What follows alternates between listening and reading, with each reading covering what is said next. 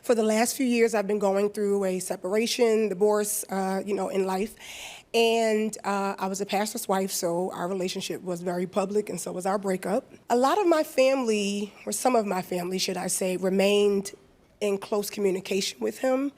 And I'm very, very big on loyalty, and I feel to some degree that's betrayal based upon the things that actually happened to me and that I actually share with some of my family. I don't feel like I'm able to discuss that all the time with the public, but I feel like when you're close to me, there's a certain level of loyalty. Do you feel that disconnection from certain family members, even friends maybe, that have seen up close or even know the things that I've been through would be worth disconnecting from them because of that communication or connection still with my... Well, I mean, look, you ever thought maybe they not your friends? It's very possible. Maybe they was your friends because of what you were. If you the pastor's wife, if you the first lady, maybe that's why they was your friend. But now you ain't the first lady no more, now they ain't your friend no more. Very true. Sometimes, we have to come to conclusions ourselves. See, we can't really affect or change what other people do. We have total control of ourselves. I just think, you have to have just pull the curtain back on the whole show and just go, look, who's my friends and who not? Absolutely. Sometimes the breakup is the blessing, though. I tell this to women all the time, too. The breakup is the blessing. See, a lot of women break up and they're, oh, woe is me, I put 10 years in. Well, they was 10 bad years, though. They was 10 bad years. And the question you have to ask yourself is, do you want the next 10 years to be just like the old 10 years? If that's not the case, then the breakup is the blessing. And sometimes the breakup is so you can get a new start. Sometimes you just need to freshen up everything. You got to freshen up your friends. Maybe you got to freshen up your church. You got to freshen up, your look. I see right now, I've got my look freshened up. Yeah, see, this is the... Freshened up. This is the post. Now, have y'all finished the divorce? Some other things were kind of in play before that. It's not final, but it's been so long. Yeah, but it's been so well. So you've been separated for a while. Yes, sir. So you out here now, you got this tangy, fluorescent, neon, Easter neon, Marilyn Monroe. Come on, name it. And you letting them have it. That's right, sir. Lipstick matched the belt and the earring.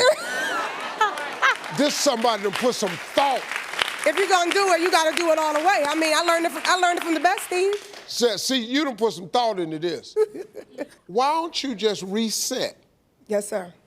You start over. You look nice. Thank you. Somebody wants you. Come on. You keep standing up here, somebody holler. Hey, Steve. It's somebody, hey. This a man somewhere go down. I like Starburst. Hey, y'all, we'll be right back. I have 3 grown children that I've raised most of their lives. I was a single mom. I became a widow in the aftermath of 9/11. So as of 2 months ago, yay, I have become an empty nester, and I'm so excited. I thank God they're all living in different states, living their best life, college grads, working in ministry, and just making it happen. The only thing, I miss them. I miss being around them. We've been together so long, and they're all doing their thing, and I love it. I'm doing mine, but I do miss them. But here's my thing with them. I'm old-fashioned. I like a phone call. I like to hear their voices on the phone. They don't answer the phone, Steve. So the best way, we keep up via text messaging, but I do get on their social media pages, and I post, I reply, and it's like, they call me the Facebook police. So I'm like, it's just a way for me to keep up and, keep in conversation. We do talk, but it's kind of funny, so I try to get back off. But you want to give me some advice for not being an overbearing parent, but just, keep in touch with them as they're doing their thing and I'm doing mine too. Well, see, you trying to sound like you all right.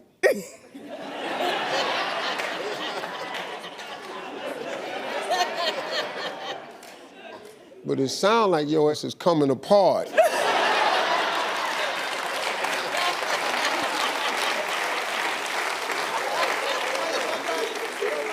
Huh? This is one daughter. She just moved to New York, and she's been blessed since she's been there. I miss her, but we met up here. Yeah, how old is your daughter? 26. Now, you try not to be an overbearing parent. That's for sure. But you have been a lot of. It's okay, and it's kind of. I think I'm doing better. I will admit I'm doing better. Yeah, well, see, you're doing better, but you ain't doing good enough. you still kind of, you know, you were a single parent raising them. Well, my husband died, you know, when they were little. They were all in elementary school, Yeah. and I remained single while I So raised you've done an excellent job. Thank you. You're a bad lady. Yeah. If you raised all them kids, ain't none of them kids in trouble?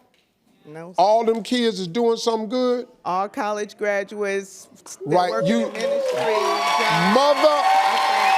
Mother of the year. Mother of the year. Yeah, that's what you are. Now, let's go. Why don't you get on out there? When the last time you been on a date? Yeah. Yeah. Huh? That's next. That's next. Huh? That's next. That's next. next. No, that's now. Oh. See, because you could be out of their business if you had some business. So, let's go and talk. Now, let me get the producers, find out and see if I can't put this together right quick. And we're gonna get you some business so you can be on the phone at night and all this here. And leave them alone. I love it, Steve. Thank you. Yeah, you've been a great mother though. We'll be right back, everybody. So I have an 8-month-old. I'm here with my girlfriend. Me and her been together for a year. Me and my baby mother were together for 2 years.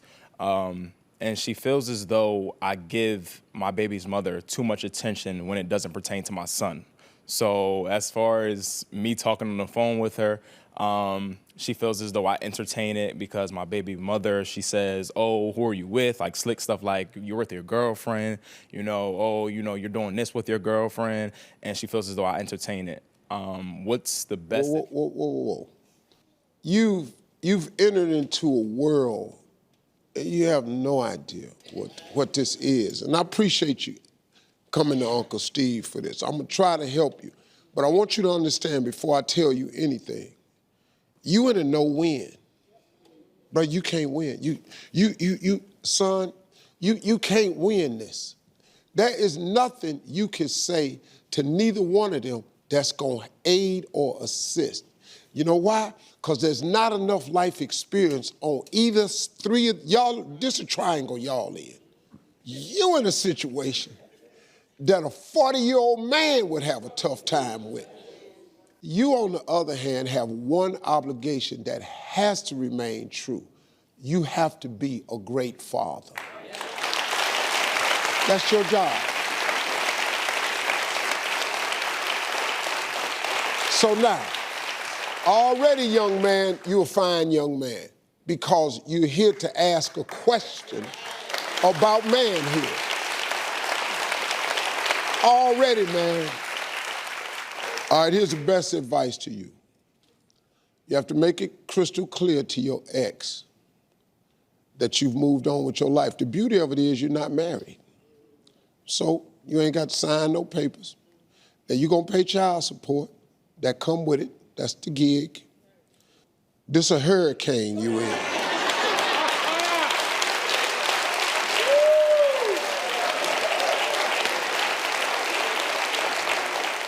Could I get all the men in here to please stand up for me? All the men in here. Now, fellas, now these are men. Fellas, you all understand the situation he's in. Oh, yeah. And you feel for him, don't you? Oh, yeah. Now, we all know the hell you in. And at 18, you don't even have the equipment to solve the problem. So I just want you to look at these men right here. They've all been 18. And they all here. You gonna be there too. Hang in there, partner. The tsunami is coming. Thank you, fellas. Thank you very much. My boyfriend of 6 years and I broke up about 6 months ago.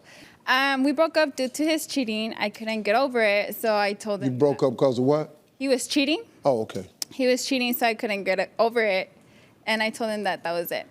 In order to cope with that, I read your book, Act Like a Lady, Think Like a Man. In your book, you say that men cheat physically, not emotionally. And that kind of eased up my thoughts about him cheating. About 2 months ago, we started talking again. And then in your book, you also say that men are best at themselves if they don't protect, profess, and provide. I feel like he's doing that now. So do you think I should give him another shot or not? Well, you said, let me ask you a couple questions. I said in my book that a man shows his love by the 3 Ps, protect, profess, and provide. Yeah. You saying he's able to do that now. What do you mean by that? Well, because we dated since middle school, so we were like a high school sweetheart couple. So I feel like, we were still kids. It wasn't like a real relationship. Now we're older, and I feel like he's doing that now. Like he's trying to show himself that he could be in a serious relationship. So I feel like maybe I should give him another shot. You should give him another shot. Why? Well, because he says he loves me, and I love him too. Okay. Okay, let me ask you this. Why did you break up with him in the first place? Because of all the cheating he was doing. All the cheating. Okay, so now I'm just asking you. Yeah. Just tell me what about him is different now? He's basically focused on school, his job, working on his family relationship, working on our relationship. So he's basically trying to get it together. Yeah, okay. Just put him on probation. Just see. Just say, look, I want you to earn my love again. And just put him on 90-day probation. It ain't bad. 90 days ain't a long time, ladies. Just see how he gonna treat you for 90 days. Don't give him nothing. Just go home. Just stop. See if he gonna stay in there with you. It's a probation period. There's nothing wrong with that. Y'all gotta start treating this thing that y'all have like the value that we put on it. See, if you treat it special, when we get it, we gonna treat it special. If you don't treat it special, we not gonna treat it special. It's period. And I gotta tell you something. Know this, you can ask any man in here, what you got is special. Oh, you better believe that. Not 90 days, not 6 months, he ain't going nowhere. Just see, it's easy to see. Quit being scared that he gonna leave because you don't sleep with him in 90 days. If a man leave you because you won't sleep with him in 90 days, he wasn't gonna stay with you no how. He wasn't gonna stay with you. All right? We'll be right back. I was actually in a relationship with my ex for 5 years. It was great. I'm an entrepreneur business person, but I actually helped him on the come up from his career, and he had the nerve to cheat on me. I found him. He said he was going to work on a late shift, and I found him at an apartment with another woman. Okay, so right then and there, I said, okay, we're done.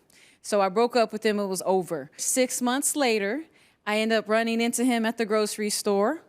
And we started chatting, it was okay, but then he just started coming around and asking me questions, asking me favors and all kinds of stuff, and wanting to take me to dinner and lunch, and asking me for favors, and not only that, asking me for some money, okay? And so my question is, Steve, my biological clock is ticking, and when we saw each other in that grocery store, we had some chemistry, and so I'm debating, so my heart's telling me, yes, give him a chance, but my brain is like, no. So my question is, what should I do? How old is this guy? He's actually younger, so he's 9 years younger than I am. I just want to know how old he is. Okay. 26. Yeah, see, Do you know how to ride a horse? Not yet. Okay, learn how to ride a horse and ride out of town on that horse.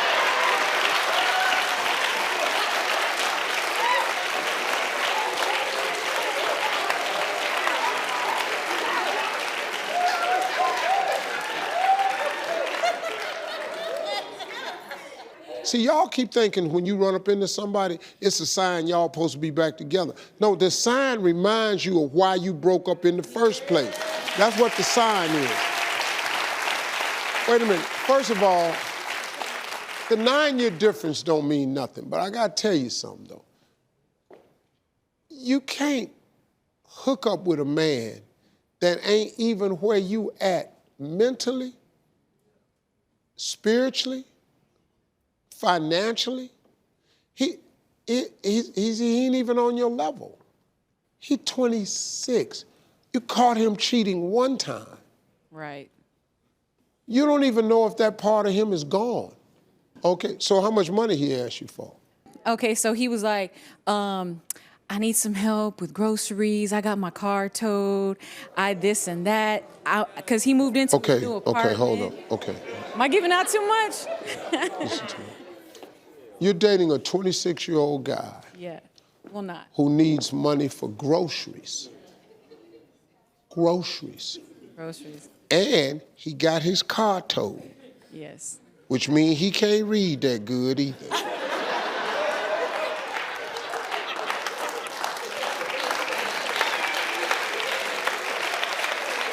Why don't you wait on a man that's already grown?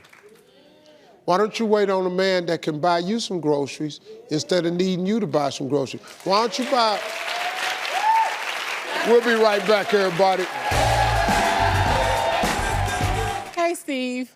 I've been divorced for 10 years now, and in the meantime, I've been in 3 serious relationships. The first 2 were long distance, and the current one is local. So in the long distance relationship, I really controlled the amount of time and energy that I put into it because it was long distance. Now I'm just having trouble with giving so much time and energy to the dating process, you know, the communication it takes to learn each other's likes and dislikes and avoid confrontation and repair confrontation. I'm just wondering, does it take a lot of time to... I'm just used to being by myself, Mr. Harvey. I am. Well, I mean, ain't nothing wrong with that. If you like being by yourself, be by yourself. I don't want to be by myself. See, you need to make up your mind. Because you just said... Now, babe, Tina, you just said you really like being by yourself. Then you say, I don't want to be by myself. I love the companionship of the relationship, but I also love free time. And my boyfriend loves a lot of quality time. Yeah, see? Let me ask you a question. Sure. Your first marriage, why did it end? I learned some things later on that I didn't know in the beginning. Okay, so let's just stop right there because you ain't got to go no further. Okay. That's all I need to hear you say. So now guess what?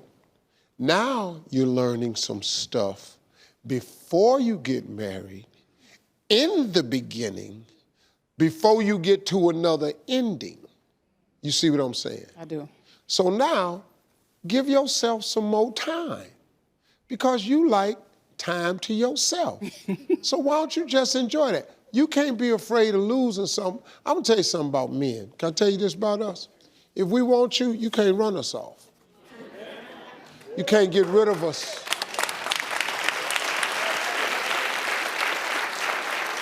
Every woman in here done told the man, don't call me no more. Quit sitting in front of my house.